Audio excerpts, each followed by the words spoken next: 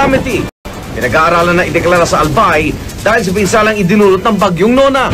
Sorsogon at Camarines Sur, nakatikim din ng lupit ng bagyo. Pati Metro Manila na inulan ngayong gabi, na perwisyo. Mga lugar na walang pas bukas, alamin. Tumintindi ang hamunan. Patutsadahan ni Davao City Mayor Rodrigo Duterte at Mar Rojas na uwi sa hamunan ng suntukan at barilan. Bakit pasampalan? Pambabae yan. Suntukan na lang. Barilan lang. Mga dato, hadlok ko na umatay. Samay akong hadlokan. Sabay sa Simbang Gabi, sa simula ng anticipated Simbang Gabi, CBCP, inaengganyo ang mga magkasintahan na sabay dumalo sa Misa de Gallo. Fantastic Beasts. American Wizarding World nasulya pa na sa bagong trailer ng Harry Potter spin-off. Aldab Sweetness naman kanina. Ginulo na naman ba ni Cindy? Chorizo y queso paella.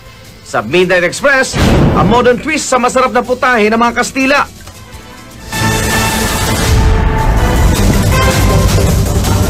Malakas na ulan ang bumuo sa ilang bahagi ng Metro Manila ngayong gabi, kaya naman lalong naging traffic.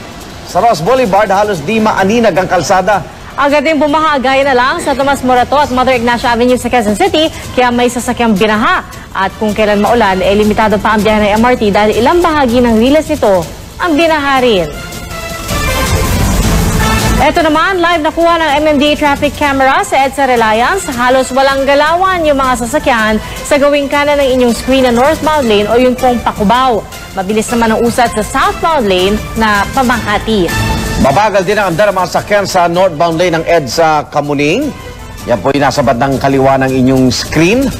Mas maluwag naman ang trapiko sa southbound lane. Pero mapapansin po, medyo konti na po ang sasakyan dyan. Sa ilalim sa state of calamity ang buong Albay dahil sa pinsalang idinulot ng bagyong Nona. Daan-daang bahay roon na napinsala at marami pang lugar ang walang supply ng kuryente. Saksi si John Consulta. Maliban sa mga establishmentong pinatatakbo ng generator, balot ngayon sa dilim ang malaking bahagi ng Albay matapos magkaaberya ang supply ng kuryente sa lalawigan dahil sa bagyong Nona. Kaya mga residenteng bumalik na sa kanilang mga bahay. Todo tiis sa pangangapa ngayon sa dilim. Tanging hiling nila. Eto, nangangapa kami sa dilim, tiis-tiis. O sana magkakuryente kami bago magpasko. Kagabi ko naranasan ang kalakasan ng hangin at ulang dala ng